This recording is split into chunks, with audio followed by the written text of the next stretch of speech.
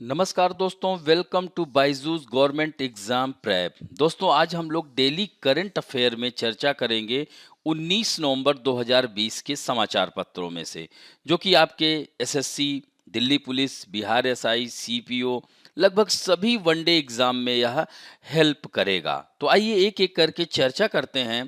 पहला है राष्ट्रीय मामले। तो राष्ट्रीय मामलों में पहली खबर है capacity building component of the PMFME scheme inaugurated. दोस्तों, यहाँ पर महत्वपूर्ण हो जाता है PMFME स्कीम क्या है। तो इसको केंद्रीय खाद्य प्रसंस्करण उद्योग मंत्री कौन है? नरेंद्र सिंह तोमर। अब यहाँ से भी प्रश्न बन जाएगा कि केंद्रीय खाद्य प्रसंस्करण या फूड इंडस्ट्री मिनिस्ट्री कौन किसके हाथ में है, ये भी पूछ सकता है। ने प्रधानमंत्री सूक्ष्म खाद्य प्रसंस्करण उपक्रम योजना, जिसे PMFME योजना के नाम से जाना जाएगा, यानी इसको क्या कहेंगे? प्रधानमंत्री micro food security scheme PMFME योजना के क्षमता निर्माण घटक का उद्घाटन किया गया। इसका उद्देश्य ही है कि असंगठित क्षेत्र के उद्यमियों को पंजीकृत करना, यानी असंगठित क्षेत्र के उद्यमियों को पंजीकृत कर नियम कायदे से संगठित कारोबार करने को प्रेरित करना है, ये ध्यान रखेंगे। तो इसमें मास्टर ट्रेनरों के प्रशिक्षण का उद्देश्य यही है कि सूक्ष्म उपक्रमों के लगभग 8 लाख लाभार्थियों को इसका लाभ मिलेगा, जिसमें किसान उत्पादक संगठनों FPO, स्वयं सहायता समूहों जिसे सेल्फ हेल्प ग्रुप कहते हैं, सहकारी समितियों, कोऑपरेटिव, आदिवासी समुदाय के सदस्य लोग शामिल हैं। तो दोस्तों, यह एक महत्वाकांक्षी योजना है, असंगठित क्षेत्र के उद्यमियों को इसका लाभ मिलेगा। अब बढ़ते हैं, दूसरी महत्वपूर्ण खबर है Chhattisgarh government begin process for framing rule for PESA act. तो पेसा एक्ट आप लोगों को पता है, panchayat extension to schedule areas ना, यानी Chhattisgarh government has started the process to frame the rule to implement the provision of panchayat act 1996, जिसे पेसा एक्ट भी कहते हैं। तो छत्तीसगढ़ सरकार ने पंचायत अधिनियम, यहाँ पर इसको पंचायत कर लीजिएगा, अधिनियम 1996 के प्रावधानों को लागू करने के लिए, नियमों को लागू करने के लिए प्रक्रिया शुरू कर दी है। जबकि इससे पहले Andhra Pradesh, Telangana, Himachal Pradesh, Maharashtra, Gujarat have made rule, while Chhattisgarh, Orissa, Madhya Pradesh और Jharkhand have yet to do so for implementation of the act. चूंकि पेशा अधिनियम पारित किया गया था 6 राज्यों, मैंने बताया ये 6 राज्यों, जबकि छत्तीसगढ़, उड़ीसा, मध्य प्रदेश, झारखंड ने अभी तक अधिनियम के कार्यान्वयन के लिए ऐसा कुछ नहीं किया था।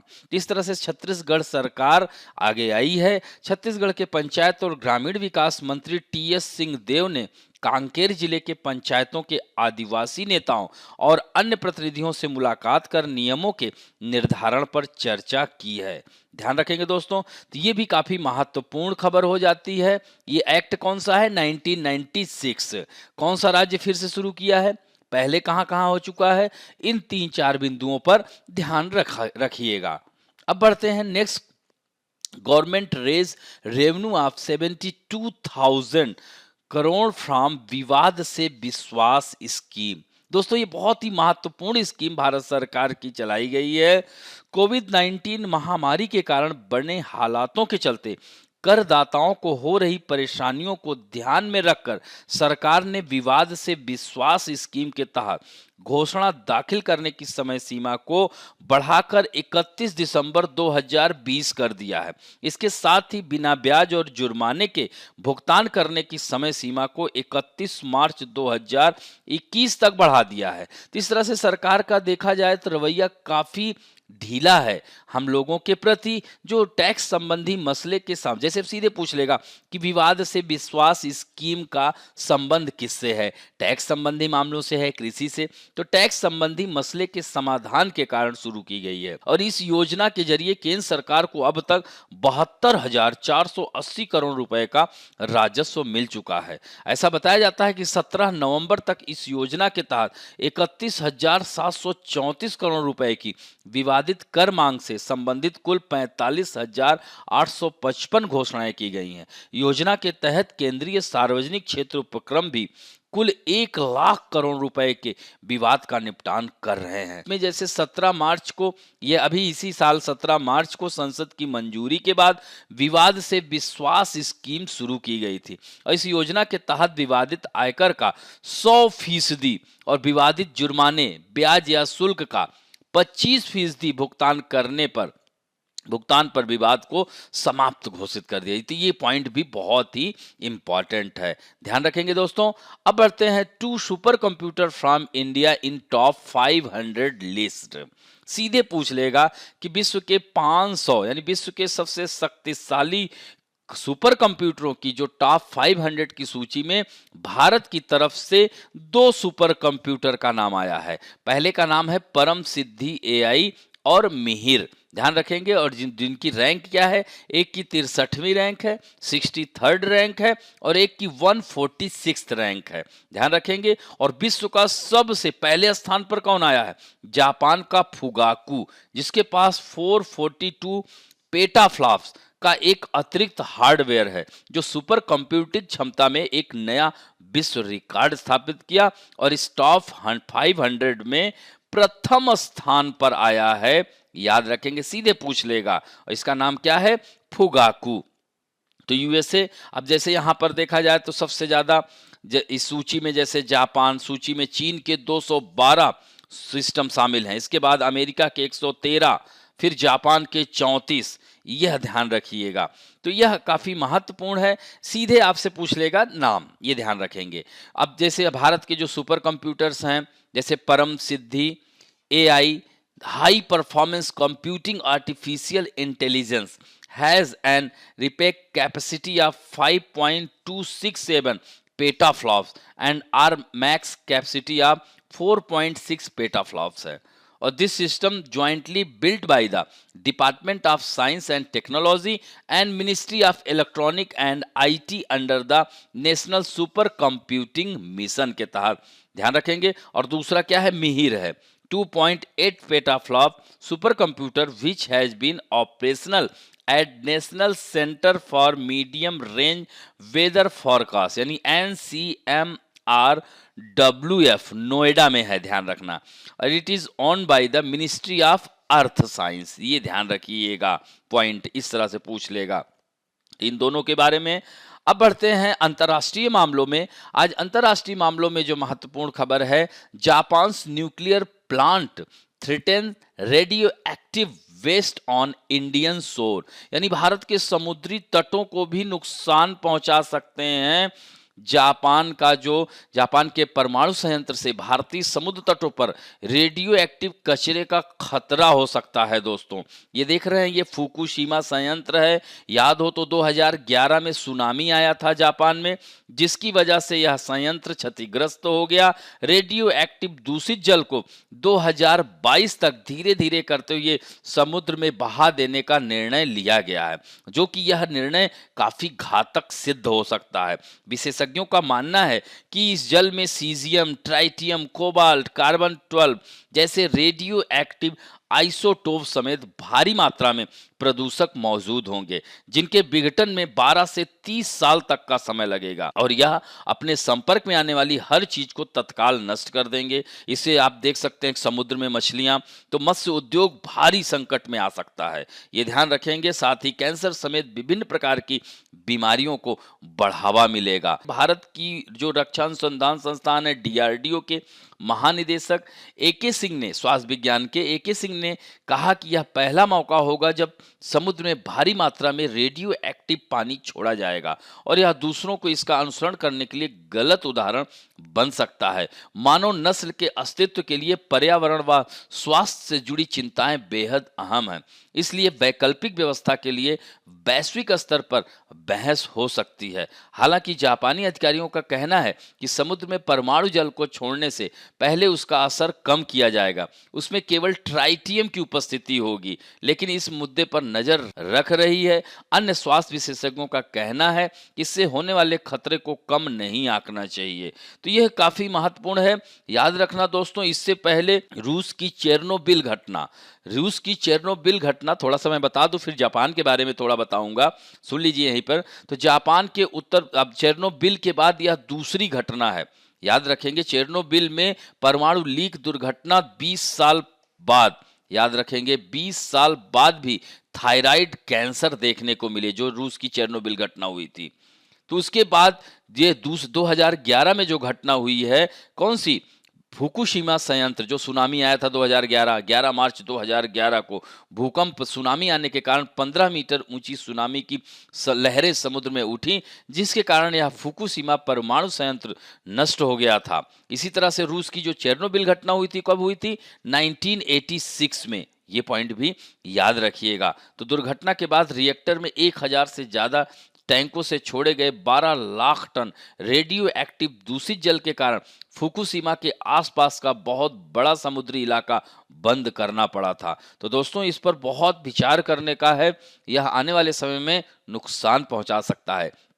अब थोड़ा सा जान लेते हैं जापान के बारे में। यहाँ पर आप देख सकते हैं जापान की कैपिटल क्या है, टोक्यो है। अब यही सीधे सीधे आपसे प्रश्न पूछ लेगा कि जापान की राजधानी टोक्यो किस द्वीप में स्थित है, होकाइडो में है, होन्सू में है, शिकोकू में है, या क्यूशू द्वीप में है। यहाँ पर देख रहे हैं ना, ये 4 महत्वपूर्ण द्वीप हैं। वैसे तो यहाँ 1100 से अधिक द्वीप हैं। सबसे ज्यादा टेक्नोलॉजी विकसित है यहाँ की। जापान की जो मुद्रा है वो येन है, ध्यान रखिएगा। यहाँ के प्राइम मिनिस्टर याशिहिदे सुगा बने हैं, पहले शिंजो अबे साहब थे, याद हो इससे पहले। तो यहाँ पर जैसे महत्वपूर्ण ये देख रहे हैं ना, याकोहामा, यहाँ पर नगोया, ओसाका, जापान का मैनचेस्टर कहा जाता है, नगोया को जापान का पीट्सबर्ग कहा जाता है। यहाँ पे हिरोशिमा सुना होगा, नागासाकी।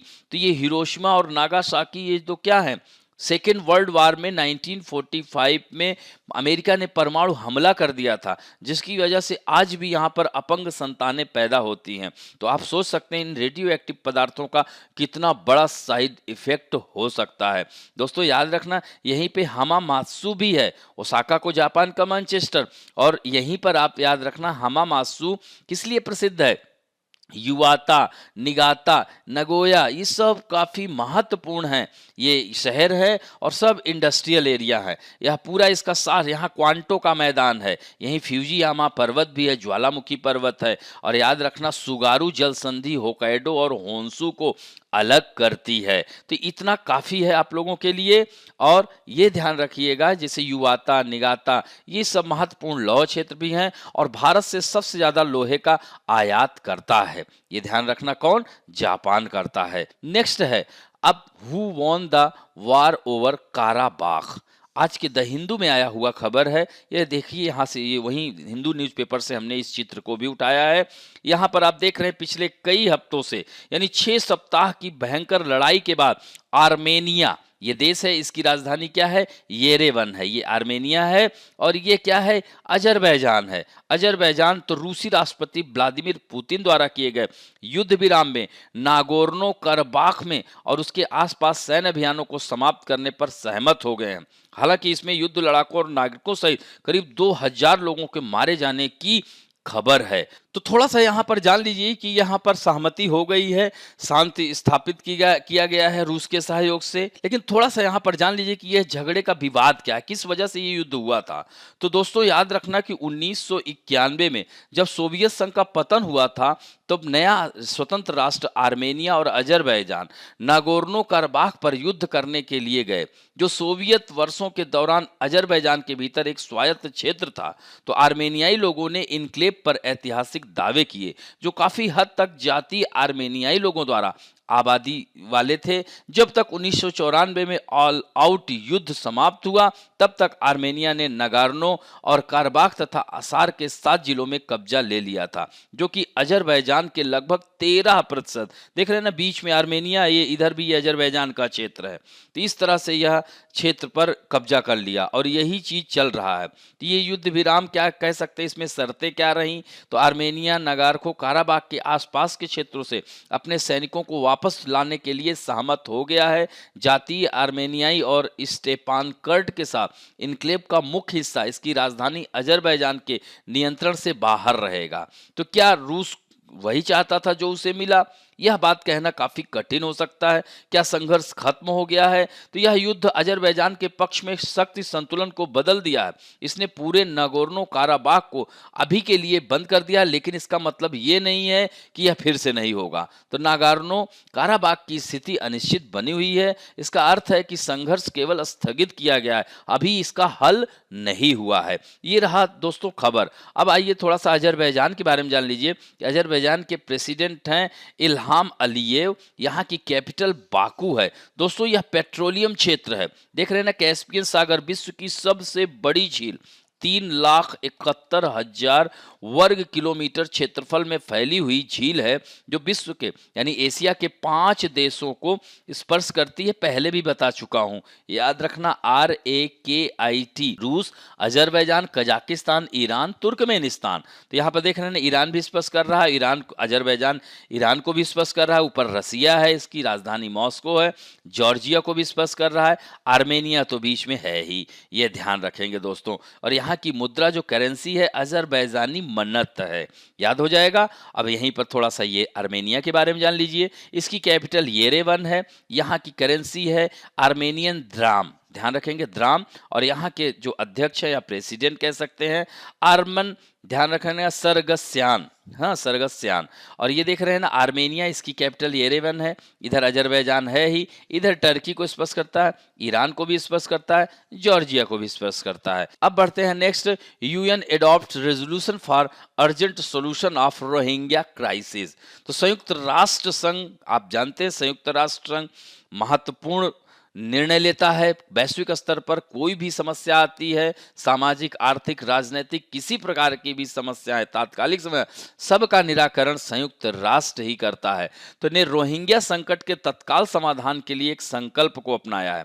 रेजोल्यूशन अब यहाँ पर देख सकते हैं कि इस्लामिक देशों के संगठन IOC और यूरोपीय संघ द्वारा प्रस्ताव जो संकल्प लिया गया उसमें 132 देशों के बहुमत से। तो इस पर संकल्प ने रोहिंग्या संकट के मूल कारणों को दूर करने के लिए म्यांमार की ओर से विशिष्ट कार्रवाई का आह्वान किया, जिसमें उन्हें नागरिकता देने, अनुकूल वातावरण बनाने के द्वारा अपने घरों में सुरक्षित और टिकाऊ वापसी सुनिश्चित करना शामिल है। और इस प्रस्ताव में कुछ नए घटनाक्रमों को ध्यान में रखा गया है, जैसे अंतर्राष्ट्रीय आपराधिक न्यायालय के अंतिम आदेश और रोहिंग्या और अन्य अल्पसंख्यकों के विघटन का मुद्दा। तो दोस्तों यहाँ पर आप ध्यान रखेंगे, जैसे अपने भारत में भी रोहिंग्या शरणार्थी बांग्लादेश में हैं ही। यहाँ पर रोहिंग्या, बांग्लादेश ने इवन इनके लिए एक आइलैंड ही डेवलप कर दिया है, वहाँ पर उनको विस्थापित किया जा रहा है। हालांकि संयुक्त राष्ट्र संघ की नज़र बनी हुई है, क्योंकि संयुक्त राष्ट्र संघ ने विरोध जताया था कि वो उस द्वीप में आए दिन बाढ़ आती रहती है, चक्रवात आने की आशंका रहती है। तो ऐसे में ये रोहिंग्या जो शरणार्थी हैं, रिफ्यूजीज हैं, कि अस्तित्व पर खतरा है। तो इस तरह से, लेकिन हालांकि बांग्लादेश सरकार ने संयुक्त राष्ट्र को यह विश्वास दिलाया कि उन लोगों के ऊपर कोई खतरा नहीं है, हम लोगों ने उनके लिए विशेष व्यवस्था की है। तो इस तरह से, लेकिन म्यांमार के लिए भी संकल्प पत्र जारी किया गया है कि ये लोग रोहिंग्या, चूंकि यह सबसे ज़्यादा रोहिंग्या मुसलमान से संबंधित हैं, मुस्लिम धर्म से संबंधित हैं, और म्यांमार से इनको विस्थापित कर दिया गया है। तो ये कहाँ जाएं, बहुत ही बदतर स्थिति इनकी है। तो ऐसे में संयुक्त राष्ट्र संघ आगे आया है। ध्यान रखेंगे दोस्तों, सीधे प्रश्न आ जाएगा, रोहिंग्या शरणार्थी किस देश से आए हुए हैं? सीधे आपके लिए प्रश्न है, वन लाइनर। अब बढ़ते हैं विभिन्न राष्ट्रीय और अंतर्राष्ट्रीय व्यक्तित्व में। आज राष्ट्रीय व्यक्तित्व हैं former governor of Goa Mridula Sinha passes away. दोस्तों ध्यान रखेंगे, ये बीजेपी के लीडर भी रह चुकी हैं और she was the first female governor of Goa. यह गोवा की पहली राज्यपाल हैं। ध्यान रखना दोस्तों, यहाँ गोवा है, इसकी राजधानी पणजी है, हाँ, जो कि मांडवी नदी के किनारे। यहाँ पर दो नदियाँ बहती हैं, मांडवी और जुआरी।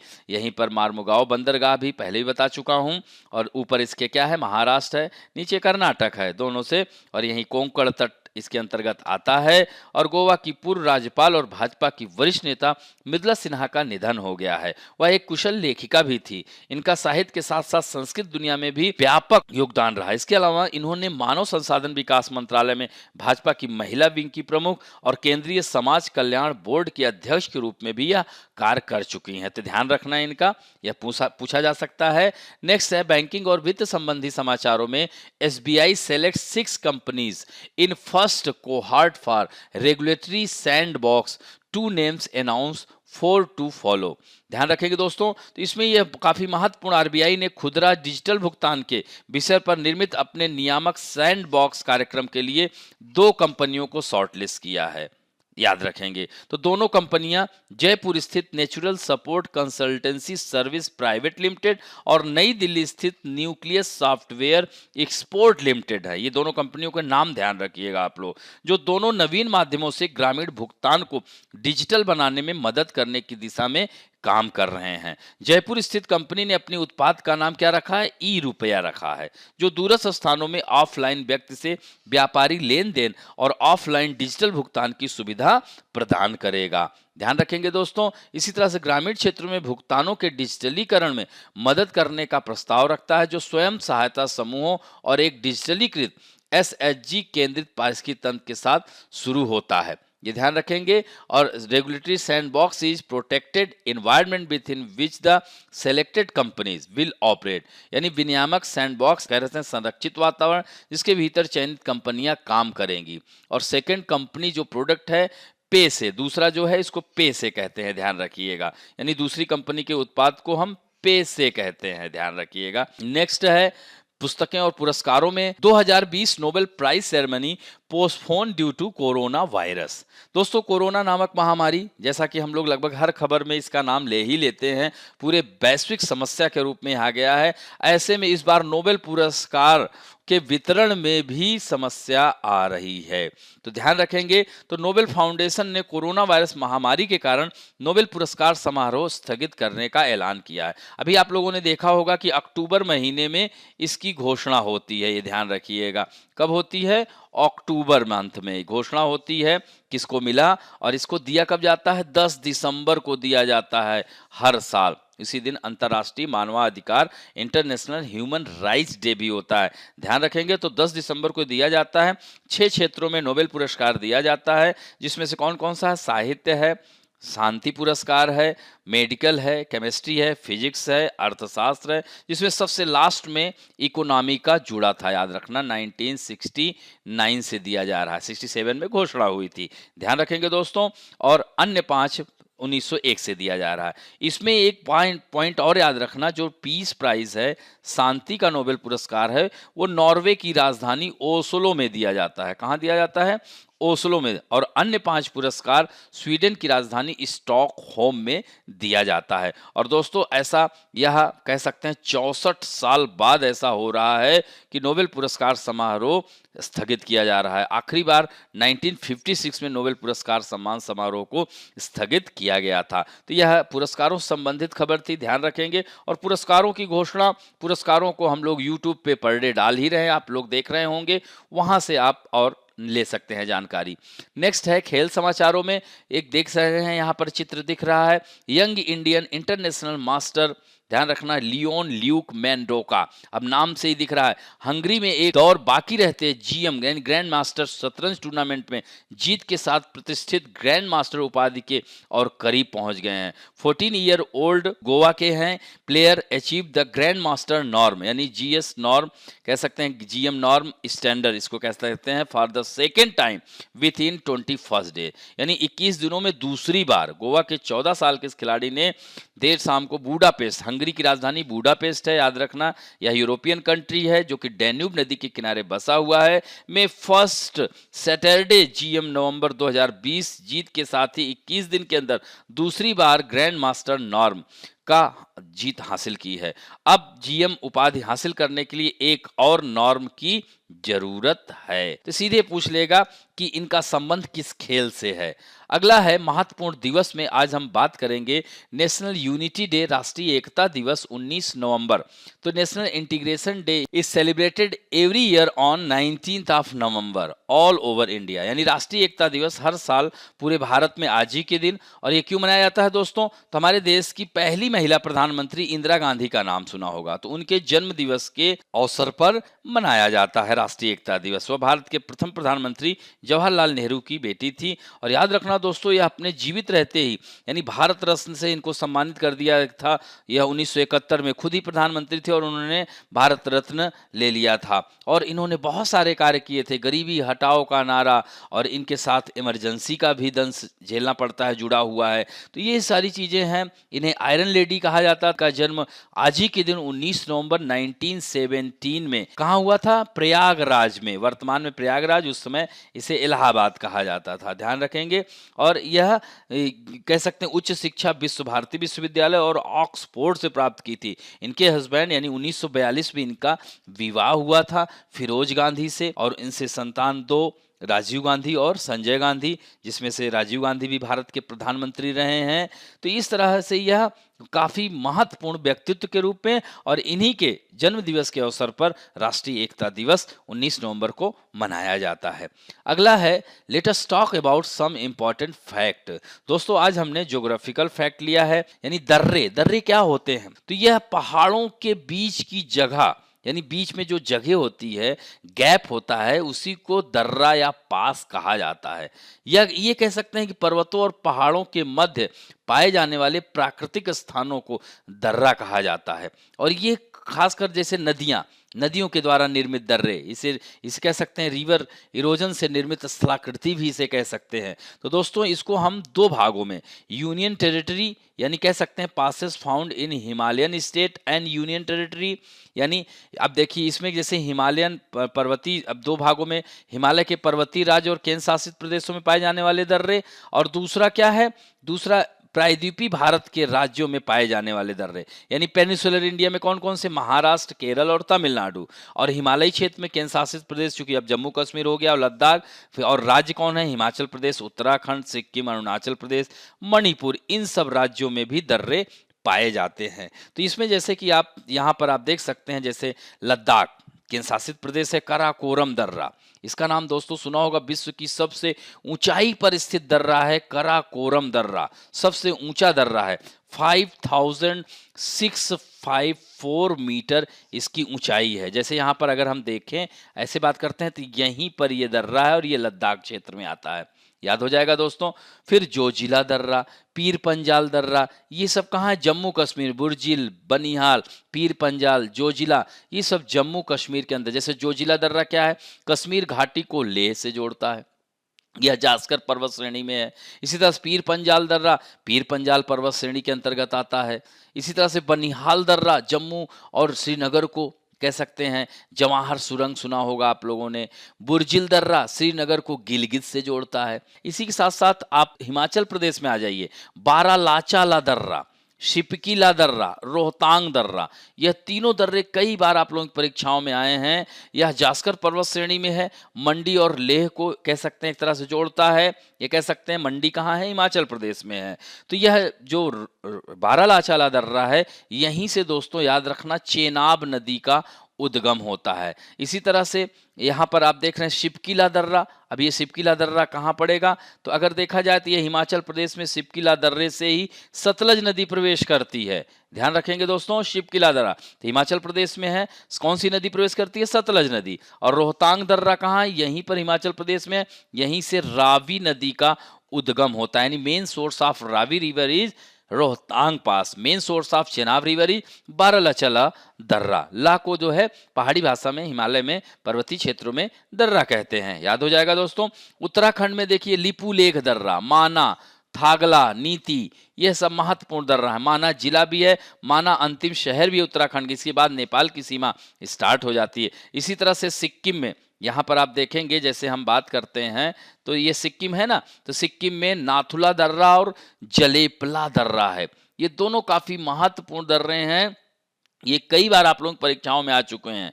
तो ये जो है सिक्किम में चुंबी घाटी, नाथुला दर्रा चुंबी घाटी से संबंधित है, चुंबी घाटी को जोड़ती है। 1962 के बाद भारत चीन युद्ध के बाद इसको बंद कर दिया गया था। फिर दोस्तों याद रखना वर्ष 2006 में इसे फिर से बहाल किया गया। ये याद हो जाएगा, 2006 में 44 साल बाद फिर से इसको खोला गया।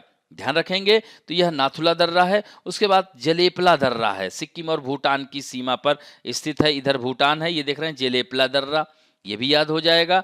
और यह तीस्ता नदी, कह सकते हैं तीस्ता नदी एक इसी से गुजरती है। उसके बाद आता है अरुणाचल प्रदेश। अरुणाचल प्रदेश में बोमडिला दर्रा, यांग्यप दर्रा, इसी के माध्यम से ब्रह्मपुत्र नदी भारत में प्रवेश करती है।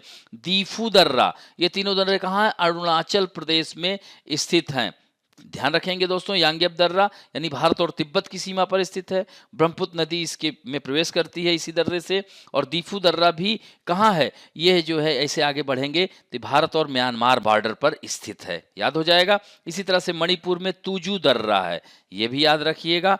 अब इसके बाद आते हैं हम लोग केरल, कर्नाटक, और केरल में पालघाट दर्रा। इसमें जैसे आप यहाँ पर देख सकते हैं, जैसे यहाँ पर देखा जाए तो सबसे ऊपर उत्तर से दक्षिण क्रम से लगाने को थालघाट, भोरघाट, पालघाट और सेनकोट्टा दर्रा। तो थालघाट और भोरघाट ये दोनों कहाँ हैं? महाराष्ट्र में, ये देखिए इसीलिए लिखा गया है। फिर इसके बाद देखिए पालघाट दर्रा कहाँ है? तो केरल में है। और सेनकोट्टा दर्रा केरल और तमिलनाडु, चूंकि मदुरई को तिरुवनंतपुरम को मदुरई से जोड़ता है, तिरुवनंतपुरम क्या है? केरल में है, और मदुरई कहाँ? तमिलनाडु में है। तो इस तरह से कह सकते हैं दोनों राज्यों को स्पर्श करता है। और थालघाट मुंबई को नासिक, भोरघाट मुंबई से पुणे, और पालघाट कोझिकोड यानी कोयम्बटूर तक जोड़ता है, या कोझिकोड केरल से कोयम्बटूर को जोड़ता है, या ऐसे भी कह सकते हैं कोचीन से चेन्नई मार्ग में भी इसको जोड़ता है, ऐसे भी कर सकते हैं। तो इस तरह से यह प्रमुख दर्रे रहे। अब आते हैं हम लोग आपके सेक्शन में। तो आज दोस्तों सबसे पहले उत्तर देने वालों में हैं सौरभ चौधरी, अभिषेक मिश्रा, सोनिका खंडेलवाल, सूरज उपाध्याय, मिली, सुशील सिंह, रवि मीना, ये सबसे पहले, मनीष भारद्वाज, ज्ञान रंजन साहू, अपूर्वा, शुभश्री साहू, दीपा पांडे, सौरभ दत्ता, संजय नेगी, हशमत सईद, सोनिका खंडेलवाल का नाम लिया ही, ये लोग बहुत ही पहले उत्तर दिया। विक्की ने भी उत्तर दिया, विश्वजीत कुशवाहा ने भी दिया, थोड़ा सा लेट हुए लेकिन संतोष कुशवाहा जी भी रेगुलर उत्तर देते हैं। सब लोगों ने बहुत ही अच्छा उत्तर दिया है। इसी क्रम को आप लोग जारी रखिए। अब आप लोगों के सामने पहला क्वेश्चन है, केंद्रीय खाद्य प्रसंस्करण उद्योग मंत्री कौन है? Who is the union food industry ministry? Narendra Singh Tomar, Prakash Javadekar, Kiren Rijiju या पीयूष गोयल? जल्दी से उत्तर देना है। नेक्स्ट है विवाद से विश्वास योजना, स्कीम का संबंध किससे है? एनर्जी से, टैक्स से, शिक्षा से या कृषि से? नेक्स्ट है दुनिया का सबसे शक्तिशाली सुपर कंप्यूटर का नाम क्या है? मिहिर, अभी टॉप 500 अभी मैंने खबर में ही बताया था। तो पहले स्थान पे कौन है? परम सिद्धि एआई या फुगाकू या तिहानवे 2? जल्दी से उत्तर देना है। फुकुशिमा परमाणु संयंत्र किस देश में स्थापित था? जापान, इंडोनेशिया, रूस या चाइना? ध्यान रखेंगे। अजरबैजान की राजधानी क्या है? येरेवन, बाकू, अंकारा या तेहरान? दोस्तों याद रखना ये चारों राजधानियां हैं। एक इसमें अजरबैजान की है, एक आर्मेनिया की है, एक टर्की की है और एक ईरान की है। आपको इसमें से बताना है। नेक्स्ट है रोहिंग्या शरणार्थी किस देश से संबंधित हैं, यानी किस देश से आए हुए हैं? म्यांमार से, चीन से, सिंगापुर से या थाईलैंड से?